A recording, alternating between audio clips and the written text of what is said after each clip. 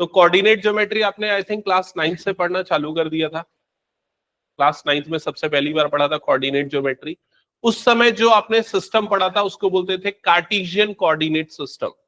Cartesian coordinate system में क्या होता था, जैसे अगर मान लो ये एक बोर्ड है, एक प्लेन सरफेस है, इस प्लेन में अगर मुझे किसी भी पॉइंट की पोजीशन बतानी है तो इसकी पोजीशन बताने के लिए मैं क्या करता था, इसको दो लाइंस में डिवाइड कर देता था पूरे प्लेन को, है ना।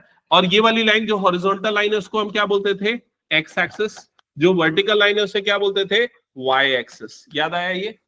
अब इस पॉइंट का जो वाई एक्सिस से डिस्टेंस होता था, किससे डिस्टेंस, वाई एक्सिस से, उस डिस्टेंस को इस पॉइंट का एक्स कोऑर्डिनेट बोलते थे, एब्सिसा जिसे कहा जाता था। तो ये इसका एक्स कोऑर्डिनेट कहलाता था। उसी तरीके से एक्स एक्सिस से जो इसका डिस्टेंस होता था, हॉरिजॉन्टल लाइन से जो डिस्टेंस होता था, उसे क्या कहा जाता था, ऑर्डिनेट या वाई कोऑर्डिनेट।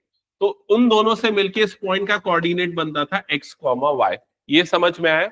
लेकिन ये जो कोऑर्डिनेट सिस्टम था ये वैलिड है सिर्फ 2 डायमेंशनल स्पेस के लिए, 2D स्पेस के लिए। लेकिन हमारी रियल लाइफ क्या होती है, 3D होती है। जैसे ये रूम 3D है तो यहां पर ये वाला सिस्टम काम नहीं करेगा, समझ रहे हो। ये अगर मैं अगर इस वॉल की बात करूंगा तो वॉल में काम करेगा, लेकिन रूम में ये सिस्टम काम नहीं करेगा, क्योंकि रूम में एक और थर्ड डायमेंशन है। समझ में आ रहा है। जैसे अगर मान लो ये वाले डायमेंशन को एक्स एक्सिस ले ले, इसको हम वाई एक्सिस ले ले, तो एक तीसरा एक्सिस है जो कौन सा है, जेड एक्सिस। क्लियर हो गया ये चीज। तो ये 3 डायमेंशनल ज्योमेट्री का पार्ट है और ये भी कार्टेशियन कोऑर्डिनेट सिस्टम के अंदर ही आता है। जितने भी रेक्टेंगुलर सिस्टम होते हैं उन सभी को कार्टेशियन कोऑर्डिनेट सिस्टम बोला जाता है। रेक्टेंगुलर बोलने का मतलब है जो लाइन से हम मेजर करते हैं। एक और कोऑर्डिनेट सिस्टम होता है जिसको बोलते हैं स्फेरिकल कोऑर्डिनेट सिस्टम। जब हम स्फीयर में किसी पॉइंट की पोजीशन को बताते हैं तो स्फेरिकल सिस्टम यूज करते हैं, जो यूजुअली हम जीपीएस वगैरह में यूज करते हैं, क्योंकि हमारा अर्थ जो है वो स्फीयर के शेप में है। तो उस समय अलग सिस्टम फॉलो होता है, उस समय एंगल्स वगैरह यूज करते हैं किसी भी पॉइंट की पोजीशन को बताने के लिए। तो फिलहाल हमें यह समझ में आ गया कि 3 डायमेंशनल ज्योमेट्री में 3 एक्सिस हो जाएंगे, एक्स एक्सिस, वाई एक्सिस और तीसरा एक्सिस जो है जेड एक्सिस, जो कहां पर निकलेगा, बाहर की तरफ निकलेगा। क्या ये क्लियर हो गया सबको? ठीक है। अब अगर 2D की बात करें तो 2D में आपको ये याद होगा कि 2 लाइंस एक दूसरे को कट करती थी तो पूरा प्लेन 4 पार्ट्स में डिवाइड हो जाता था। 1 2 3 4 ये 4 पार्ट्स याद है। इनको क्या बोलते थे, क्वाड्रेंट्स। ये फर्स्ट क्वाड्रेंट, ये second quadrant, third quadrant, fourth quadrant. First quadrant में दोनों क्या होते थे, पॉजिटिव, एक्स भी पॉजिटिव, वाई भी पॉजिटिव। यहां क्या होता था, नेगेटिव पॉजिटिव, ये नेगेटिव नेगेटिव और ये पॉजिटिव नेगेटिव। ये सबको ध्यान में है ना। तो ये पूरे क्वाड्रेंट्स बनते थे और 2 लाइंस एक दूसरे को कट करती थी। लेकिन 3D में ऐसा नहीं है। 3D में क्या होगा, लाइन नहीं होंगी, 3D में क्या होगा, प्लेन्स होंगे। प्लेन्स, 3 प्लेन्स एक दूसरे को कट करेंगे। अब इमेजिन करो तुम लोग इस रूम में बैठे हो, है ना। यहां मैं 3 प्लेन ले रहा हूं। एक प्लेन ये वाली वॉल हो गई, दूसरी प्लेन ये साइड वाली वॉल हो गई, तीसरी प्लेन फ्लोर हो गया।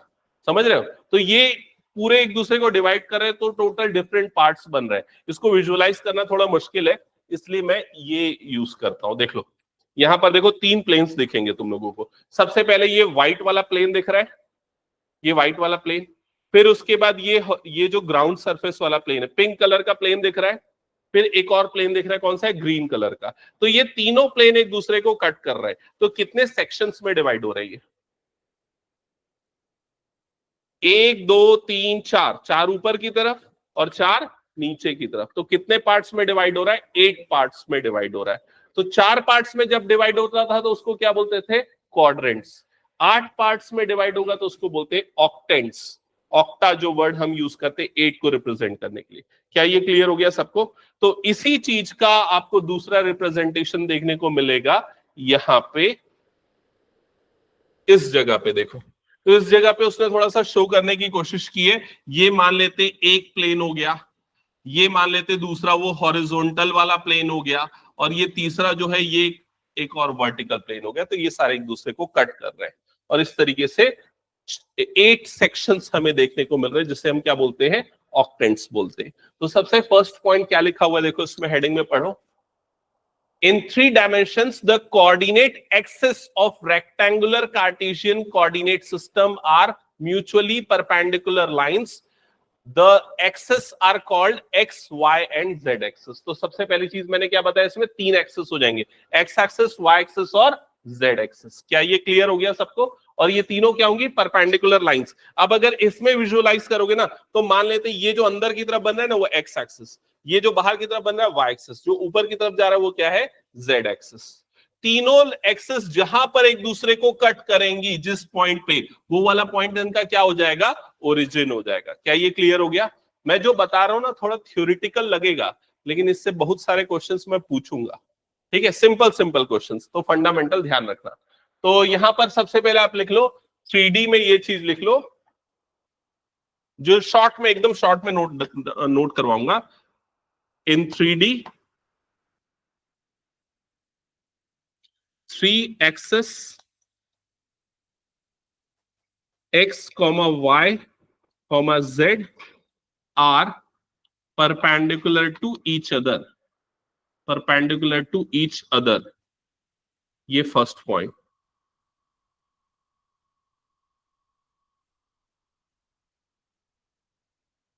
In 3D, 3 axes, that is x axis, y axis and z axis are perpendicular to each other। लिख लिया सबने?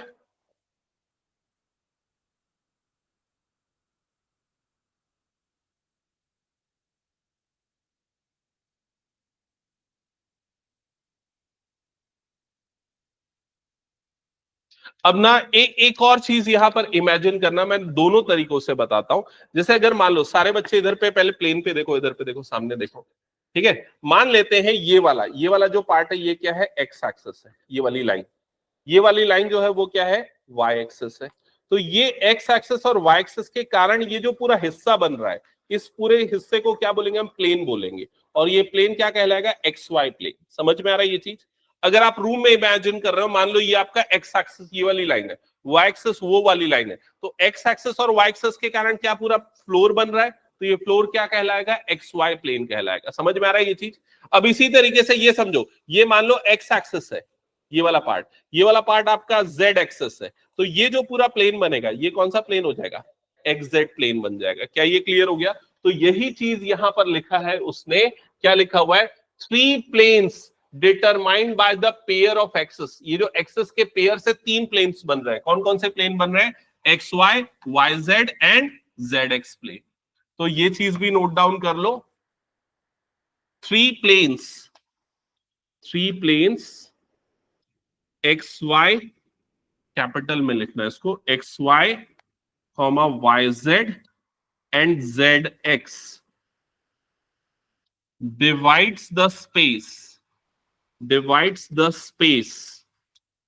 तो ये 3 प्लेन स्पेस को कितने पार्ट्स में डिवाइड करते हैं? 8 पार्ट्स। अभी हमने देखा था ना कितने पार्ट्स में डिवाइड करते हैं? 8 पार्ट्स में। और उन 8 पार्ट्स को क्या बोलते हैं? Octant. Divides the space into 8 parts, known as octant, known as octant। लिख लिया सबने? तो हटा दो इस चीज को।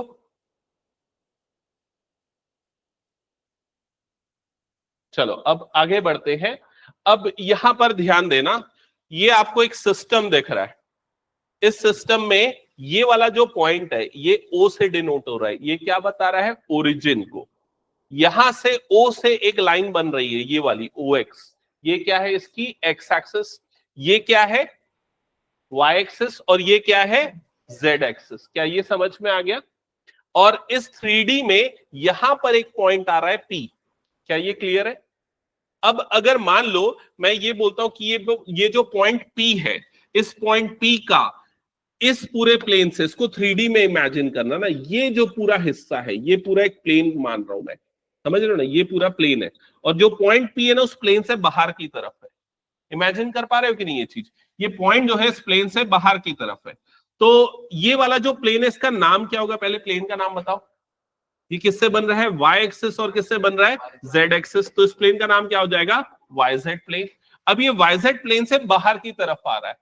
समझ में आ रहा है? जितना बाहर आ रहा है वो क्या हो जाएगा? उसका एक्स कोऑर्डिनेट हो जाएगा। क्या ये क्लियर हो गया? तो अगर हमें किसी भी पॉइंट का एक्स कोऑर्डिनेट चाहिए तो हमें क्या निकालना पड़ेगा, उस पॉइंट का वाईजेड प्लेन से डिस्टेंस निकालना पड़ेगा। क्लियर हो गया ये चीज। सिमिलरली अगर मुझे उसका वाई कोऑर्डिनेट चाहिए, वाई कोऑर्डिनेट, तो मुझे किससे डिस्टेंस निकालना पड़ेगा उस पॉइंट का, जेड एक्स प्लेन से डिस्टेंस। समझ में आ रहा है कि नहीं ये चीज। तो इससे हम कोऑर्डिनेट सिस्टम को समझेंगे कि कोऑर्डिनेट 3D में कैसे निकालेंगे। तो ये यहां पर एक चीज लिख लेना, लेट अ पॉइंट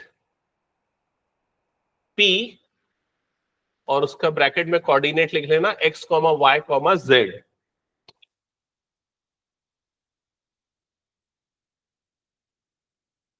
तो यहां पर x कोऑर्डिनेट क्या देता है, डिस्टेंस फ्रॉम कहां से डिस्टेंस, कौन से प्लेन से डिस्टेंस, YZ प्लेन से डिस्टेंस फ्रॉम YZ प्लेन। समझ गए, सिंपल है। x कोऑर्डिनेट मतलब YZ प्लेन से डिस्टेंस, y कोऑर्डिनेट मतलब डिस्टेंस फ्रॉम XZ प्लेन, और z coordinate distance from XY plane. क्या ये क्लियर हो गया सबको। जो जो पॉइंट लिखा रहा हूं एकदम शॉर्ट में और एकदम इंपॉर्टेंट पॉइंट्स है, ठीक है। अब सबसे इंपॉर्टेंट चीज यहां पर मैं पूछने वाला हूं, देखते हैं क्या प्रॉपर आंसर कर पाओगे या नहीं। स्टार्ट करूं।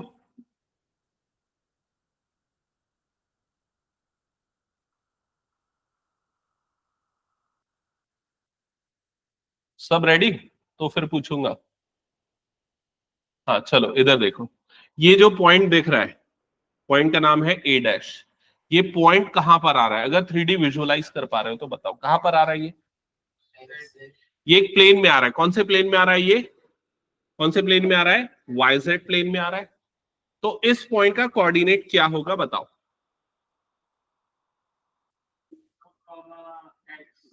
ये जो पॉइंट है ये YZ प्लेन में है, YZ प्लेन में है मतलब YZ प्लेन से इसका डिस्टेंस क्या हो गया, 0।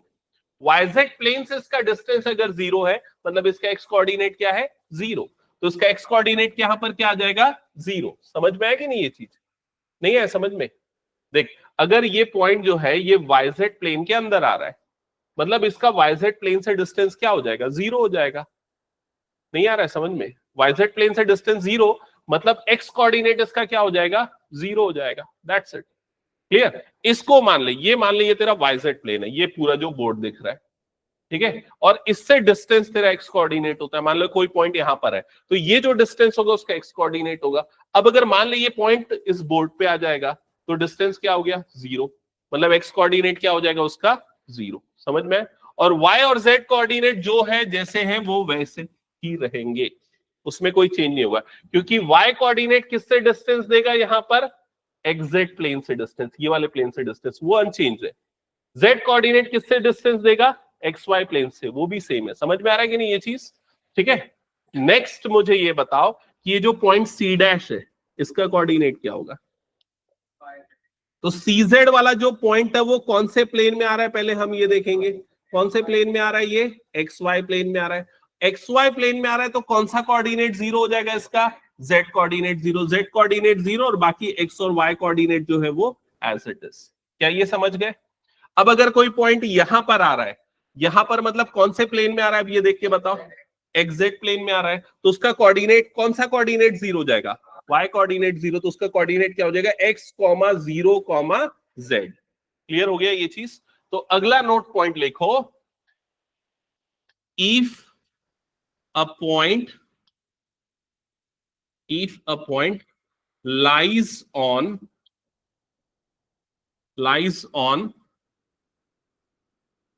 YZ प्लेन,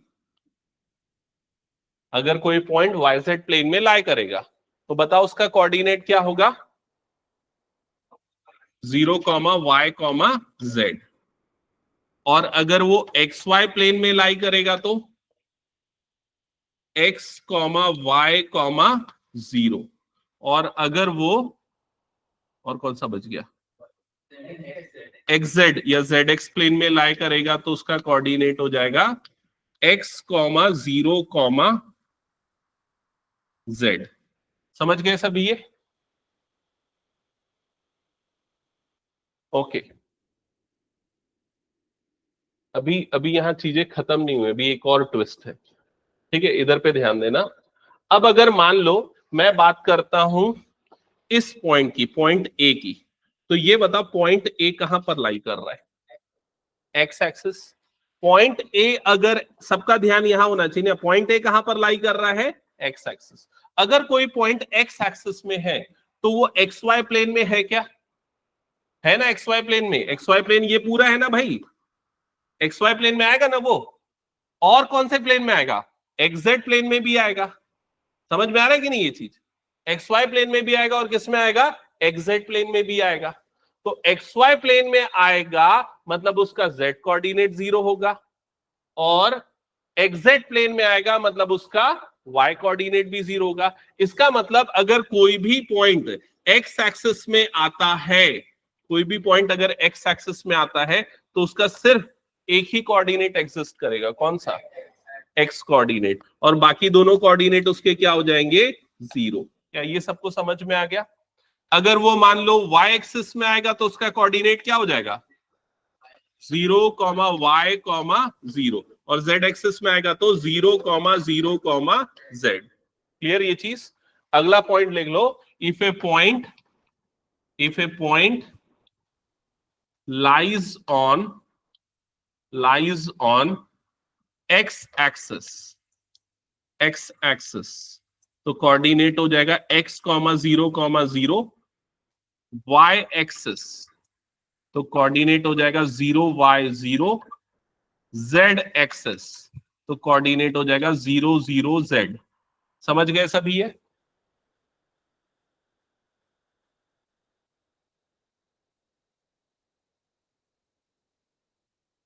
तो हटा दो, फिर ये पूरा याद रखोगे, दिमाग में रखोगे ना।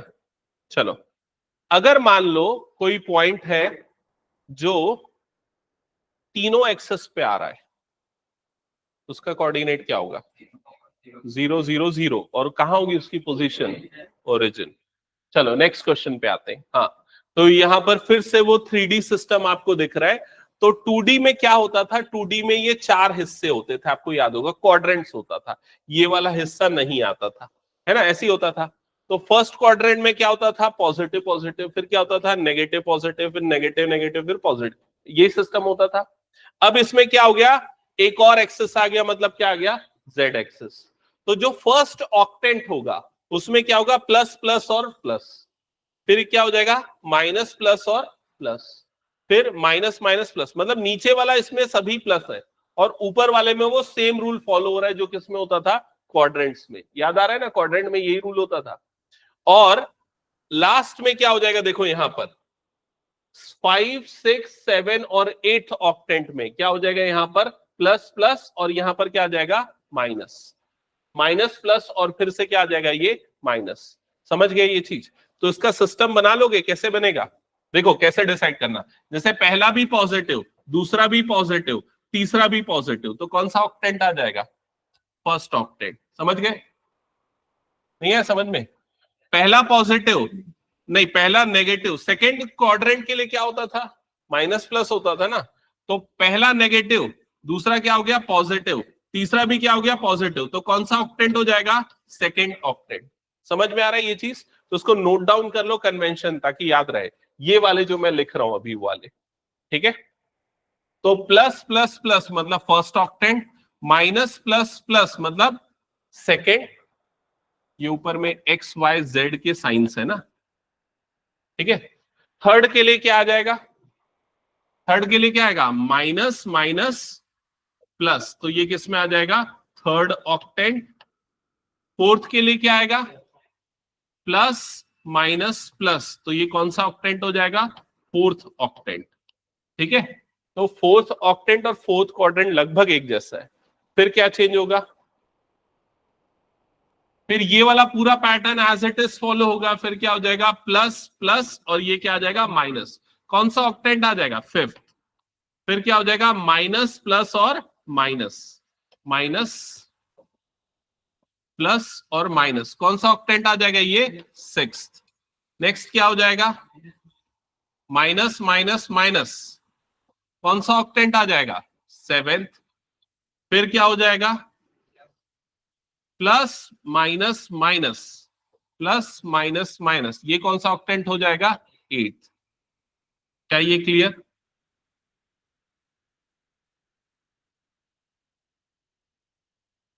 तो इससे, इस साइन कन्वेंशन से आप किसी भी पॉइंट की कौन से ऑक्टेंट में आ रहा है ये पोजीशन बता सकते हैं। चलो अब मैं एक रैंडम चेक के लिए एक पॉइंट लेता हूं, 1 कॉमा माइनस 2 कॉमा माइनस 3, बताओ ये वाला पॉइंट किस ऑक्टेंट में आ रहा है। तो plus minus minus, plus minus minus मतलब कहां पर आ रहा है एट्थ ऑक्टेंट में। सबको क्लियर ना ये। चलो अब एक और दे रहा हूं, -2 1 -3, माइनस प्लस माइनस, तो माइनस प्लस माइनस मतलब किस में आ रहा है सिक्स्थ में। एक और दे रहा हूं, चलो ये बताना, -2 0 1 कहां पर आ रहा है। गलत जवाब,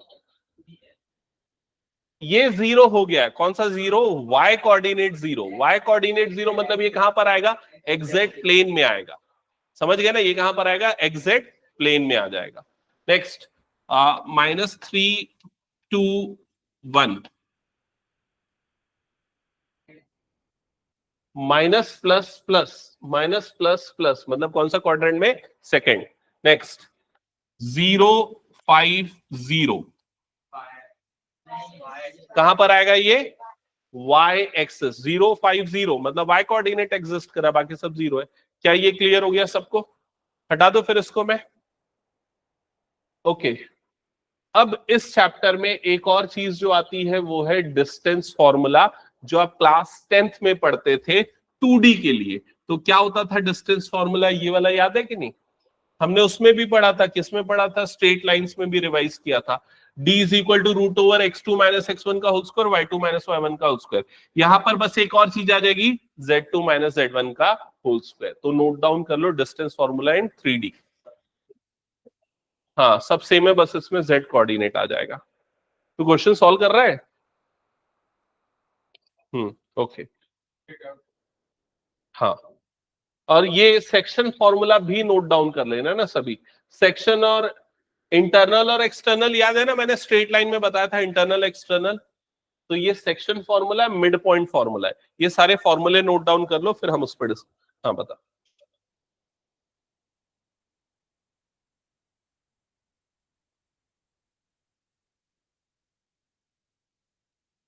देख इसका मतलब है x के प्लेस पे पुट कर देना a, और y के प्लेस पे पुट कर देना -1। तो यहां पर तेरी फर्स्ट इक्वेशन बन जाएगी। फिर x के प्लेस पे पुट करना 5 और y के प्लेस पे पुट करना b, सेकंड इक्वेशन। तो फर्स्ट से a निकलेगा, सेकंड से b निकलेगा। ओके नोट कर लिया सबने।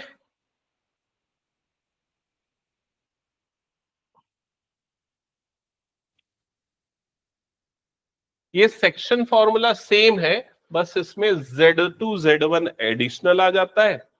एक्सटर्नल में भी सेम है, Z2 वाला टर्म आ जाता है। मिड पॉइंट में भी सेम है जो 10th में पढ़ा था, बस Z1 प्लस Z2/2 ये टर्म आ जाता है। तो जल्दी नोट डाउन कर लो, फिर उसके बाद हम क्वेश्चन स्टार्ट करते हैं। आई थिंक और कुछ तो इसमें है नहीं।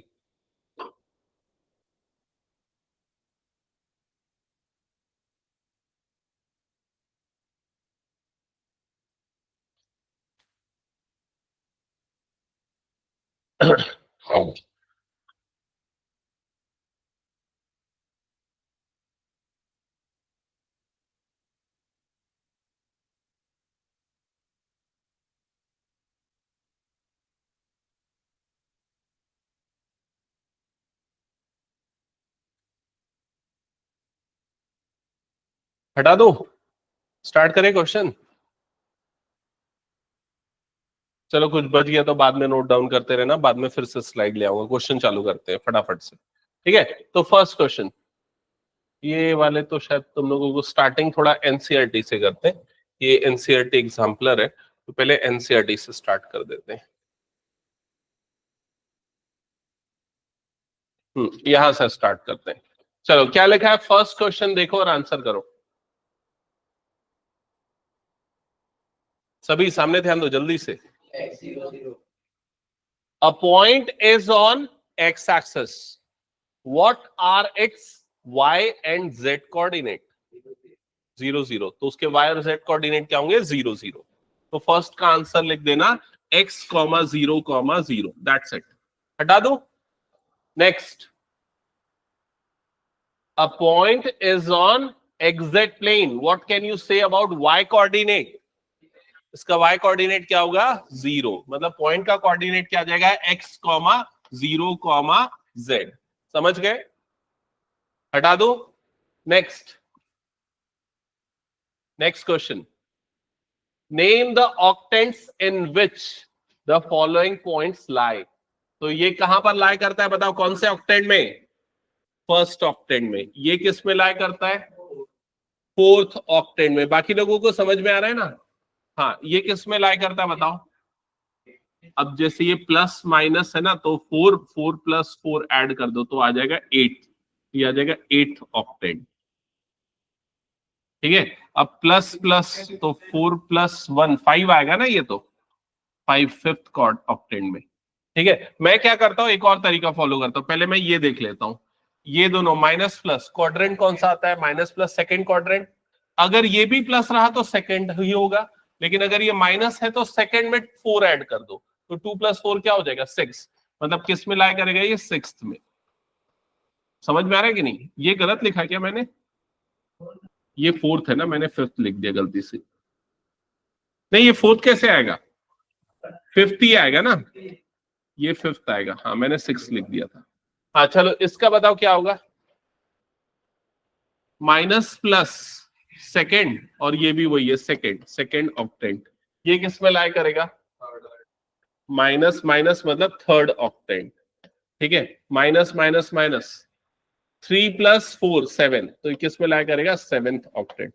समझ गए ना सभी? ये हटा दो फिर इसको मैं। Next, fill in the blanks. The x-axis and y-axis taken together determine a plane known as xy plane. The coordinate of point on xy plane are of the form.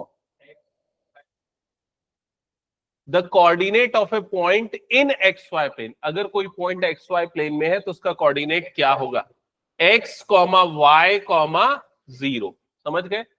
Next क्या लिखा है? Coordinate planes divides the space into dash octants, 8 octants। हाँ, वो octant उनके parts का नाम है। जैसे क्वाड का भी मतलब 4 ही होता है, लेकिन 4 क्वाड्रेंट्स हम बोलते हैं ना। ठीक है, ये क्लियर? हटा दो इसको मैं। चलो नेक्स्ट, तो ये फर्स्ट एक्सरसाइज यही तक थी।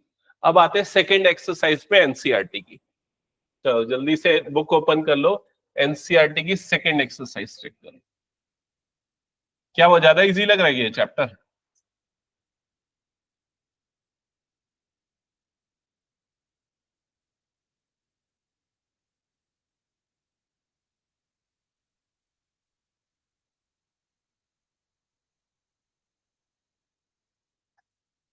चलो बताओ।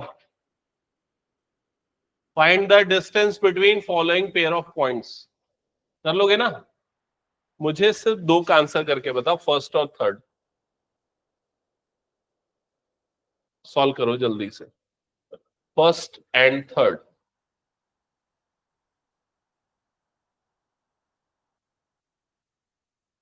हुमांश, कुछ डाउट है?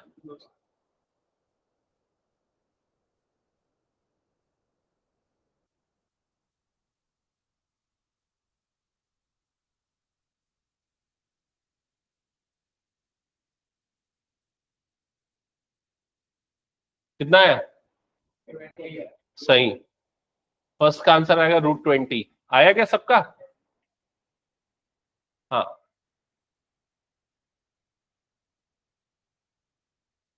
क्या हुआ आयुष, नहीं आ रहा है? क्यों नहीं किया? तो करना जल्दी, भूल गया क्या फॉर्मूला?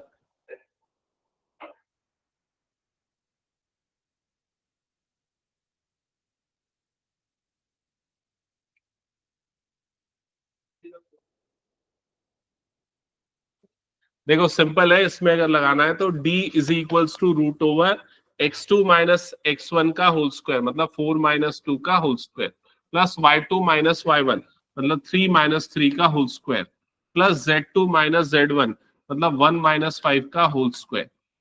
ऐसा किया तो रूट ओवर ये क्या हो जाएगा, 2 का स्क्वायर प्लस 0 का स्क्वायर प्लस माइनस 4 का स्क्वायर, तो ये हो जाएगा रूट ओवर 4 प्लस 0 प्लस 16, ये आ जाएगा रूट 20। आया क्या? चेक कर लो। सेकंड में क्या डाउट है? आया सेकंड का, ये वाले का, फोर्थ वाले का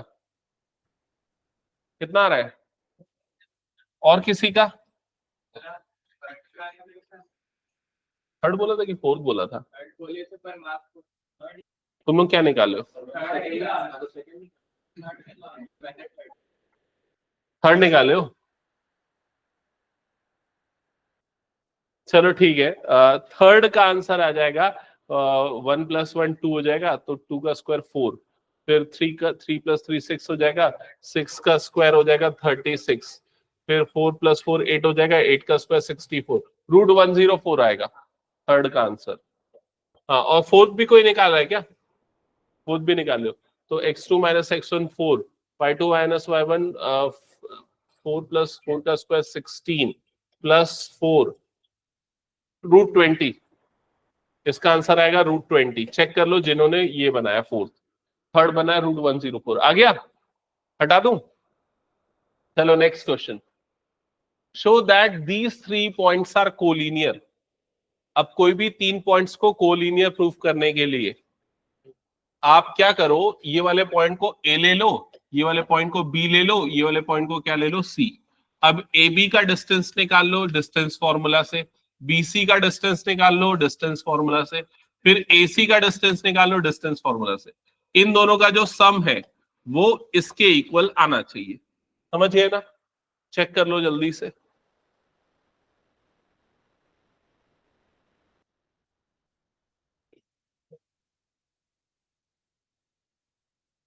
क्या हुआ, नहीं है समझ में? ये देख, ए बी अगर इन दोनों का सम पूरा एसी के इक्वल आएगा तो प्रूफ हो जाएगा एबीसी क्या है, कोलिनियर है। ऐसा ही होगा ना, अगर मान लो कोई दो लाइंस का सम तीनों फर्स्ट और थर्ड के इक्वल आता है तो कोलिनियर हो जाता है पॉइंट। अगर ऐसा नहीं होता, मान लो एक पॉइंट ए इधर है, दूसरा पॉइंट बी इधर है, तीसरा पॉइंट सी इधर है, तो A B plus B C का सम एसी के इक्वल आएगा क्या? नहीं आएगा, तो ये नॉन कोलिनियर हो जाएगा। समझ रहे हो? कोलिनियर में इक्वल आएगा ये। तो ए बी का निकालो कितना आ रहा है डिस्टेंस।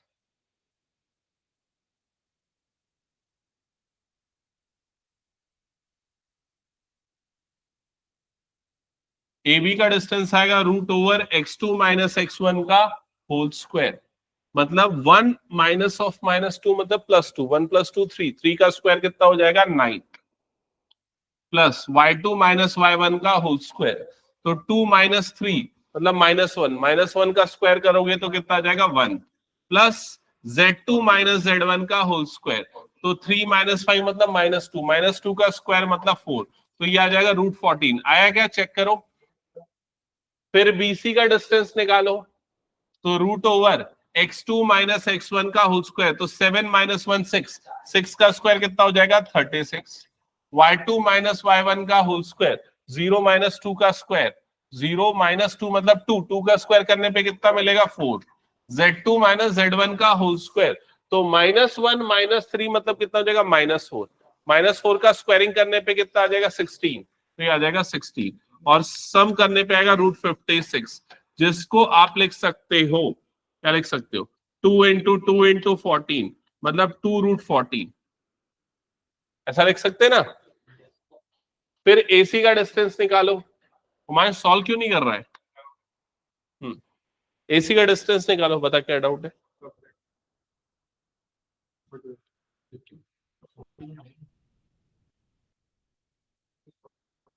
ए क्रॉस ए में कितने एलिमेंट्स होंगे इन दोनों को, कितने हैं इसमें? 5, 5 5 सा 25, ए क्रॉस ए में 25 होंगे। अब उसके जितने भी सबसेट निकालना है तो 2 की पावर 25 वो आंसर हो जाएगा।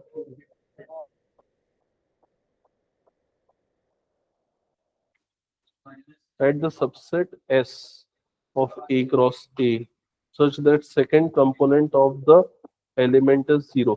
नहीं, इसका सेकंड कंपोनेंट 0 होना चाहिए बोल रहा है ना, मतलब ये आ जाएगा 2⁵ आएगा। आंसर चेक करना, 32 है क्या?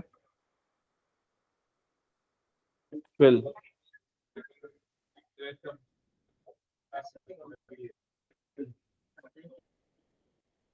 अच्छा, सबसेट्स काउंट नहीं बताना है, सिर्फ सबसेट्स बताना है।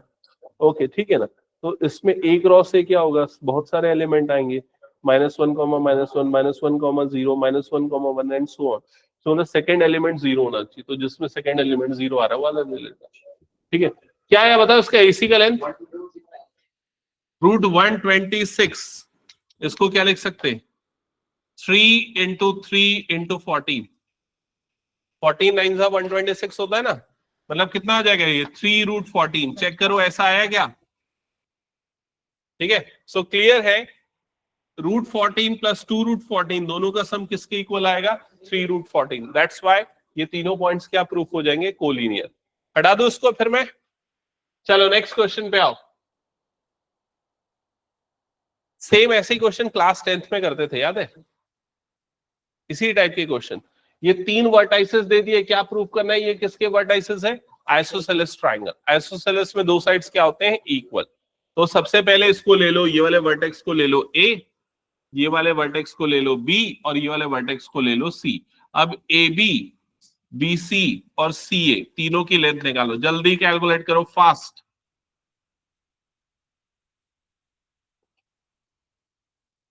आ गया? तो करना सॉल्व ठीक से।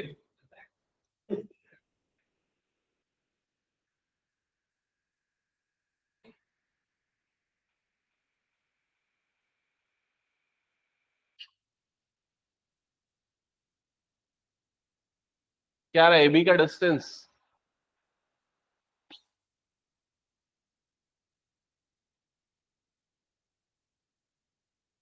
Sixteen plus 1 17 plus √18। ठीक है,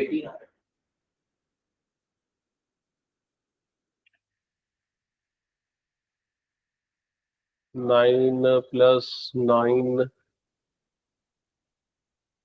√18 और AC का 16 + 4 20 20 + 16 20 + 16 √36।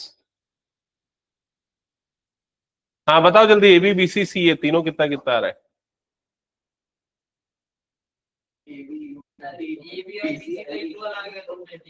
हम्म,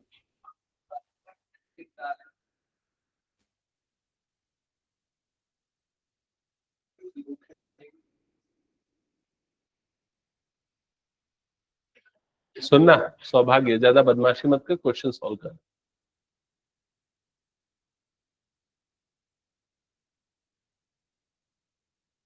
तीनों निकाला कि नहीं? कितना टाइम लगाते हो यार तुम लोग इतना छोटा सा कैलकुलेशन में? हाँ, पहला वाला आएगा √18, दूसरा वाला आएगा √18, तीसरा वाला आएगा √36। आ रहा है? क्वेश्चन नंबर 1 का सॉल्यूशन है ये। हाँ, तो ये बताओ मुझे, ये आइसोसेलेस है क्या? कैसे पता चला आइसोसेलेस है? दो साइड्स क्या है? इक्वल। क्या ये इक्विलेटरल है? क्या ये राइट एंगल ट्रायंगल है? ये राइट एंगल ट्रायंगल है या नहीं, कैसे पता करोगे? पाइथागोरस थ्योरम लगा के देखो, लगेगा क्या? इसका स्क्वायर कितना होता है? 18। इसका स्क्वायर कितना होता है? 18। 18 + 18 कितना होता है? 36।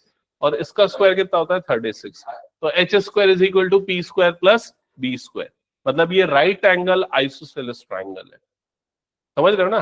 राइट एंगल भी है और आइसोसेलेस भी है, ये दोनों साइड से इक्वल है। ये एंगल कितना है?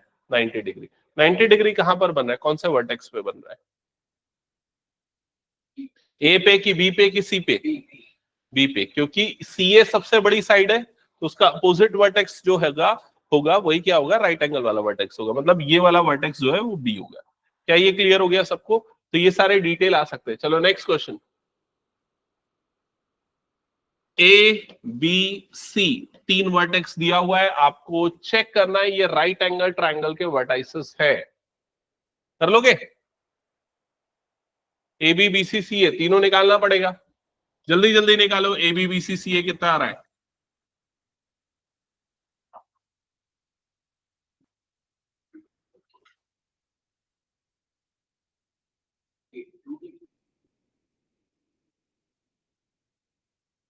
कितना आ रहा है ए बी?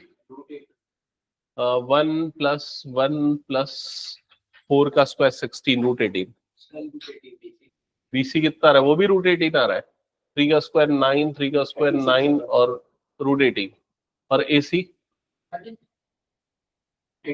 सेम आ रहा है, इसमें भी सेम ही आएगा। सीए भी वही आएगा ना, 16 प्लस 4 20, 20 प्लस 16 36, ये भी सेम आएगा। √18 और √36 चेक कर लो, हो जाएगा ना ये क्वेश्चन। हाँ, क्वेश्चन नंबर 3 कैसे सॉल्व करोगे? 4 वर्टेक्स गिवन है, ए बी सी डी, क्या प्रूफ करना है? ए बी सी डी क्या प्रूफ करना है, जल्दी बताओ। ये क्या है? पैरेललोग्राम। तो याद करो क्लास 10th में पैरेललोग्राम प्रूफ करने का कंसेप्ट क्या होता था? डायगोनल्स क्या करते हैं, एक दूसरे को बाइसेक्ट करते हैं। तो यहाँ पर डायगोनल्स के बाइसेक्शन वाला पॉइंट निकालना पड़ेगा। ए बी सी डी ऐसा करके हमने पैरेललोग्राम ले लिया, ये एक डायगोनल, ये दूसरा डायगोनल, ये वाले पॉइंट का पहले तो निकाल लो, ये वाले पॉइंट का पहले तो निकाल लो एक्स कोऑर्डिनेट, किससे? मिड पॉइंट फॉर्मूला से। किसमें मिड पॉइंट फॉर्मूला लगा दो? ए और सी में। तो ए और सी में मिड पॉइंट फॉर्मूला लगाओ, ए और सी में, तो क्या होगा बताओ? x1 plus x2/2, mid point याद है ना, कौन सा बोल रहा हूं मैं? तो x1 प्लस x2/2 कितना आ जाएगा? 3/2। y कोऑर्डिनेट क्या आ जाएगा? y1 प्लस y2/2 कितना आएगा?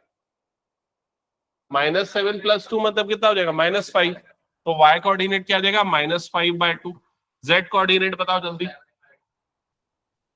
क्यों 7/2? 9/2 आएगा ना, प्लस होता है ना। z1 प्लस z2/2, तो 8 + 1 मतलब कितना आ जाएगा? 9/2। क्या ये क्लियर हो गया? अब ये मिड पॉइंट हमने किससे निकाला है? एसी को लेके निकाला है ना। अब किसको लेके निकालो? बीडी को लेके निकालो। चलो बीडी को लेके मिड पॉइंट निकालो, क्या आएगा? ये बी और ये हो गया डी। x1 प्लस x2/2 मतलब पहला कितना आ जाएगा? 3/2, दूसरा क्या आ जाएगा? -5/2, तीसरा भी क्या आ जाएगा? 9/2। दोनों से मिड पॉइंट सेम आ रहा है, इसका मतलब इसके डायगोनल एक दूसरे को क्या कर रहे हैं? बाइसेक्ट कर रहे हैं। और डायगोनल सिर्फ पैरेललोग्राम में एक दूसरे को बाइसेक्ट करते हैं। That's why ABCD is a parallelogram. कर लोगे ये कंप्लीट? चलो नेक्स्ट क्वेश्चन पे आते हैं। हाँ, अब ये 2 क्वेश्चन बचे इस एक्सरसाइज के, जल्दी कंप्लीट कर दे, देख लो। हाँ, ये कुछ पूछ रहा है क्या? हाँ, देखो क्या है, इसकी पूरी स्टोरी बताता हूं। पहले पैरेललोग्राम आया, ठीक है, फिर पैरेललोग्राम की कुछ प्रॉपर्टी में एक स्पेशल केस आया कि सारे एंगल किसी में क्या हो गए? इक्वल। सारे एंगल इक्वल मतलब सारे एंगल क्या हो गए? 90 डिग्री। और दूसरी कैटेगरी जिसमें सारे साइड्स इक्वल हो गए, सारे साइड्स इक्वल हो गए, तो वो क्या बन गया? रोम्बस। समझ में आया? तो अब अगर बोलेंगे कि क्या ये पैरेललोग्राम है, तो है ना भाई, ये भी पैरेललोग्राम। पैरेललोग्राम की एक ही कंडीशन होती है, अपोजिट साइड्स क्या होने चाहिए? पैरेलल। तो देखो इसके अपोजिट साइड्स पैरेलल होते हैं, तो ये पैरेललोग्राम है, ये भी पैरेललोग्राम है। बस इसमें क्या हो रहा है? सारे एंगल्स कितने हो रहे हैं? 90 डिग्री। इसमें सारे साइड्स क्या है? इक्वल। जिसमें ये दोनों प्रॉपर्टी आ जाए, सारे साइड्स भी इक्वल, सारे एंगल्स भी 90 डिग्री, वो क्या हो जाएगा? स्क्वायर। तो ये सारे के सारे पैरेललोग्राम कहलाते हैं। समझ में आया कि नहीं ये चीज? क्लियर? तेरा क्या सरनेम है? ठाकुर। तो तेरे फैमिली में जितने भी लोग हैं सब ठाकुर फैमिली वाले हैं ना, ठाकुर सरनेम वाले। तो सिमिलर वे में ये भी वैसी चीज है, ये सारे के सारे पैरेललोग्राम फैमिली के मेंबर्स हैं। That's it. क्या ये क्लियर? चलो नेक्स्ट क्वेश्चन जल्दी से। ये देखो, ये वाले क्वेश्चन थोड़े ठीक ठाक है। क्या लिखा है? Find the equation of set of points which are equidistant from these 2 points. तो पहला पॉइंट ये है, मान लेते हैं ए, जिसका कोऑर्डिनेट क्या दिया है 1 2 3।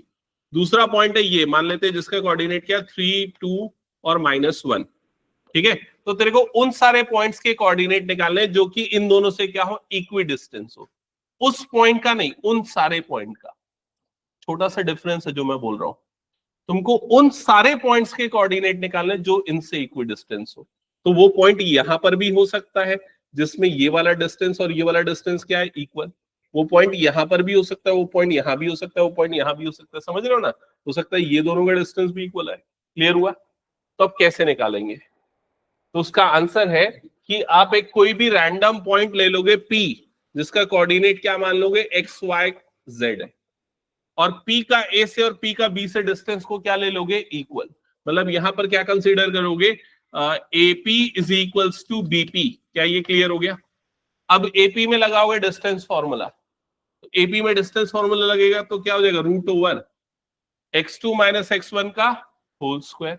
मतलब कितना बनेगा ये, x माइनस 1 का whole square plus y2 minus y1 का होल स्क्वायर, मतलब y माइनस 2 का whole square plus z minus 3 का होल स्क्वायर। क्या ये समझ में आया सबको?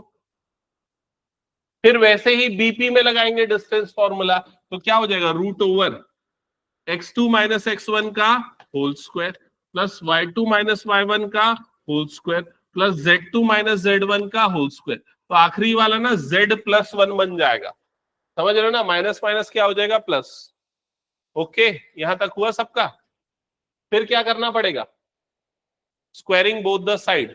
स्क्वायरिंग करने से रूट हट जाएगा दोनों का। फिर उसके बाद यहां पर लगा देना a माइनस बी का whole square, a minus b का whole square, a minus b का whole square, a minus b का whole square, a minus b का होल स्क्वायर, और ये वाले में a प्लस बी का होल स्क्वायर लगा के एक्सपांड करना। जो जो कटेगा काटना। फिर सिंप्लीफाई करने के बाद जो इक्वेशन आएगी वो बताओ अभी, फास्ट। तुम लोग आलस बहुत करते हो, मैं ही सॉल्व करते रहूंगा क्या? जल्दी सॉल्व करो, आंसर बताओ। हाँ बता, क्या डाउट है?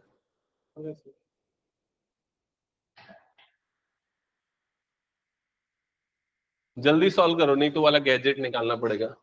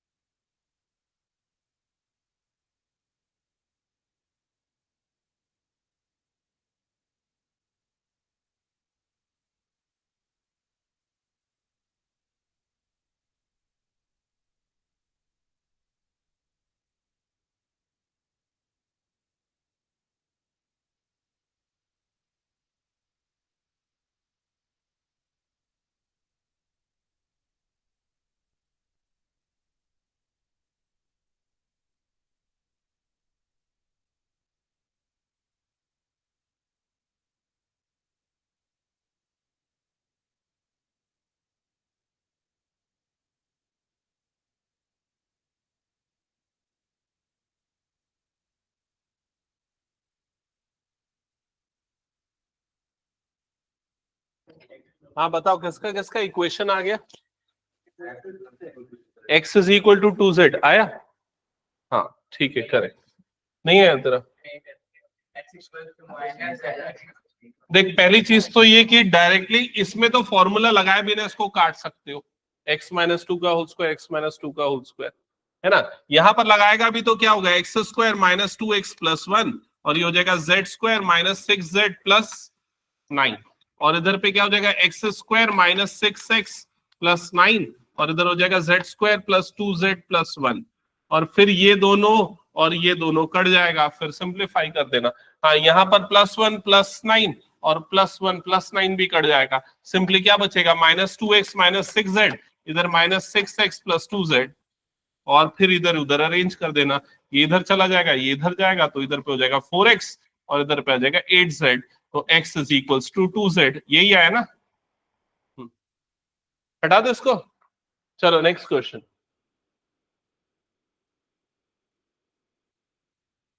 Find the equation of set of points P, sum of whose distances from A and B is equals to 10. समझ में आया क्या बोल रहा है?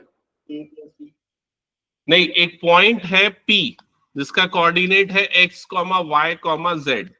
अब इस पॉइंट का A से और B से जो डिस्टेंस है D1 और D2 मान लो, उसका जो सम है वो कितना है, 10 है। तो इस क्वेश्चन में ये दिया है D1 plus D2 is equal to कितना है, 10 है। समझ में आया कि नहीं ये चीज? तो D1 में लगाओ डिस्टेंस फॉर्मूला, तो क्या हो जाएगा, रूट ओवर x माइनस 4 का whole square plus y minus 0 का whole square plus z minus 0 का होल स्क्वायर। समझ में आया सबको ये चीज? ठीक है, प्लस प्लस रूट ओवर दूसरे वाले में क्या हो जाएगा, x प्लस 4 का होल स्क्वायर, x प्लस 4 का whole square plus y square plus z square is equals to हो जाएगा 10। क्या ये समझ में, एक बार चेक करो। अब क्या करेंगे बताओ? स्क्वायरिंग बोथ द साइड नहीं करना। क्यों नहीं करोगे पता है? क्योंकि अगर करने जाओगे तो क्या प्रॉब्लम होगी समझना, जो बहुत सारे बच्चे समझ नहीं पाते। इसका होल स्क्वायर होगा, जब इसका होल स्क्वायर होगा तो यहां कौन सी आइडेंटिटी अप्लाई होगी, a प्लस बी का होल स्क्वायर। तो a square plus B square तक तो ठीक है, जब प्लस 2ab आएगा तब फंस जाओगे। समझ गए कि नहीं ये चीज? तो squaring both the side directly मत करना। तो उसकी जगह क्या करना है, उसकी जगह क्या करना है, इस वाली टर्म को पहले उधर भेज देना, फिर उसके बाद स्क्वायरिंग बोथ द साइड करना। तो देखो क्या हो जाएगा, रूट ओवर इधर x माइनस 4 का whole square plus y square plus z square, इधर पे ये क्या हो जाएगा, 10 माइनस रूट ओवर x प्लस 4 का whole square plus y square plus z square. Now squaring both the side, तो इधर पे स्क्वायरिंग करने से क्या हो जाएगा, x माइनस 4 का whole square plus y square plus z square, root हट जाएगा। इधर पे स्क्वायरिंग करने से फिर से वही प्रॉब्लम तो रहेगा ही, होल स्क्वायर करने से a square plus B square तो ठीक है, माइनस 2ab भी आएगा। तो a स्क्वायर मतलब 10 का स्क्वायर कितना हो जाएगा, 100, प्लस बी स्क्वायर मतलब इसका स्क्वायरिंग करोगे तो क्या हो जाएगा, x प्लस 4 का whole square plus y square plus z square. समझ गए ना यहां तक? a square plus B square हो गया, फिर क्या आएगा बताओ, minus 2 into 10 into root over ये वाली टर्म। क्या ये क्लियर हो गया सबको? Y square plus z square, okay. अभी क्या क्या पूरा कटेगा, ये वाई स्क्वायर जेड स्क्वायर और ये वाई स्क्वायर जेड स्क्वायर कटेगा, ये दोनों नहीं कट सकता ना, यहां पर माइनस है, तो इसकी स्क्वायरिंग करोगे तो x square minus 8x plus 16 is equals to 100, इधर पे करोगे तो x square plus 8x plus 16 minus 20 root over ये वाली टर्म x प्लस 4 का whole square plus y square plus z square. एक बार चेक करो यहां तक क्लियर? अब x square plus 16 x square plus 16 cut जाएगा, ठीक है। अब क्या करो, ये माइनस 8x वाली टर्म को इधर भेजो और ये माइनस वाली टर्म को इधर भेजो, तो जो माइनस 20 रूट वाला टर्म था इधर आके प्लस 20 रूट हो जाएगा। और राइट साइड में क्या होगा बताओ, जल्दी जल्दी बताओ, राइट साइड में क्या होगा, 100 प्लस 16x, 100 प्लस 16x। क्या यहां तक क्लियर हो गया? नेक्स्ट स्टेप में क्या होगा, 20 को उधर भेजने की बजाय क्या करो, कॉमन निकाल के कुछ काट लो। क्या कॉमन निकलेगा, 4, 4 कॉमन निकलेगा ना, इधर 25 प्लस 4x बचेगा और इधर पे 20 रूट ओवर ये क्या हो जाएगा x प्लस 4 का whole square plus y square plus z square, ऐसे ही होगा ना। अब 4 से कट जाएगा, 4 1 जा 4 5 जा, क्या ये क्लियर हो गया? Now squaring both the side, अब स्क्वायरिंग करो, स्क्वायरिंग करोगे तो 5 का स्क्वायर कितना हो जाएगा 25 और यहाँ रूट हट जाएगा, मतलब x प्लस 4 का whole square plus y square plus z square, और इधर पे स्क्वायरिंग करने पे क्या हो जाएगा 25 प्लस 4x का होल स्क्वायर आ जाएगा। क्या ये क्लियर हो गया? ठीक है, आगे क्या होगा नेक्स्ट स्टेप में, इधर पे a प्लस बी का होल स्क्वायर लगेगा तो a square plus 2b square plus 2ab, तो 2 इंटू ये क्या क्या होगा 200x। क्या ये क्लियर हो गया? और इधर पे भी कुछ कुछ करना है, क्या करना है, पहले a प्लस बी का होल स्क्वायर से एक्सपांड कर देना, तो a square plus B square plus 2ab, ठीक से बैठ सौभाग्य। फिर उसके बाद 25 को अंदर मल्टीप्लाई करना, 25x स्क्वायर प्लस 25 इंटू 16 कितना होता है 400 प्लस 25 इंटू 8 कितना होता है 200x plus 25y square plus 25z square is equals to 625 plus 16x square plus 200x। Check करो यहां तक क्लियर हुआ? फिर क्या होगा नेक्स्ट स्टेप में, ये 200x और ये वाला 200x कट जाएगा और जो जो कट रहा है काटो और सिंप्लीफाई कर लो, फाइनल इक्वेशन मिल जाएगी। हाँ इधर उधर भेज देना, मेरे ख्याल से ये वाली टर्म को सब इधर ही रखना, ये वाली दोनों टर्म्स को इधर भेज देना बस। ठीक है, तो 25x स्क्वायर में से 16x स्क्वायर कटेगा तो क्या हो जाएगा 9x square plus 25y square plus 25z square minus 225 is equals to 0। ये आएगा फाइनल आंसर। क्रॉस चेक कर लो एक बार आ रहा है कि नहीं। ये इसका मतलब ये है उन सारे पॉइंट्स का जो पिछली क्लास में ये प्रेजेंट नहीं था ना, पिछली क्लास में तो प्रेजेंट नहीं था ना। पिछली क्लास में कुछ बच्चे जो प्रेजेंट थे उन लोगों को मैंने एक चीज बताई थी, जैसे अगर मान लो ये इस तरीके से दो एक्सेस है, यहाँ पर एक रॉड रखा हुआ है, याद है ये वाला क्वेश्चन हमने किया था। ये रॉड में अगर मान लो ये पॉइंट है P, अगर मान लो ये रॉड स्लिप होता है तो ये वाला हिस्सा नीचे जाएगा और ये वाला हिस्सा इधर खसकेगा, जिसके कारण ये पॉइंट की पोजीशन भी चेंज होगी। तो पॉइंट का जो लोकस बनेगा, मतलब जो पाथ बनेगा जिससे उसका मूवमेंट होगा, उसकी इक्वेशन क्या होगी वो निकालना था। समझ में आए? उसकी इक्वेशन हमें मिली थी, वो किसकी मिली थी, एलिप्स की मिली थी। अब उसी तरीके से इसका क्या मतलब है, इसका मतलब है अगर मान लो यहां पर एक पॉइंट P है जिसका कोऑर्डिनेट XYZ है, पॉइंट A है और B है। अब पॉइंट P का इन दोनों से डिस्टेंस का सम हमेशा क्या है, फिक्स है। तो पॉइंट P अगर यहां की जगह यहां आ जाए तो भी डिस्टेंस का सम क्या होगा, फिक्स होना चाहिए। यहां आ जाए तो भी डिस्टेंस का सम क्या होना चाहिए, फिक्स होना चाहिए। समझ में आ रहा है कि नहीं? तो पॉइंट P का जो मूवमेंट होगा, तो मूवमेंट की जो इक्वेशन बनेगी वो इक्वेशन क्या होगी, ये पूछ रहा है। तो एक्चुअली उसकी इक्वेशन क्या होगी, एलिप्स, लेकिन 3D में एलिप्स। समझ रहे हो? 3D का एलिप्स मतलब क्या होता है, अंडे के जैसा। क्योंकि वो 2D वाला एलिप्स हम पढ़े हैं, लेकिन ये 3D वाला एलिप्स है। समझ गए कि नहीं? तो ये होगी उसकी इक्वेशन, ये फाइनल आंसर ये है। इसकी मूवमेंट की इक्वेशन क्या होगी, ये अगर लगाना। That's it. तो एक लास्ट एक्सरसाइज बच गई है इस चैप्टर की, जो हम अगली क्लास में करेंगे। हाँ, 2-3 ही एक्सरसाइज थी एज पर एनसीईआरटी। होमवर्क निकालो जल्दी से अपने।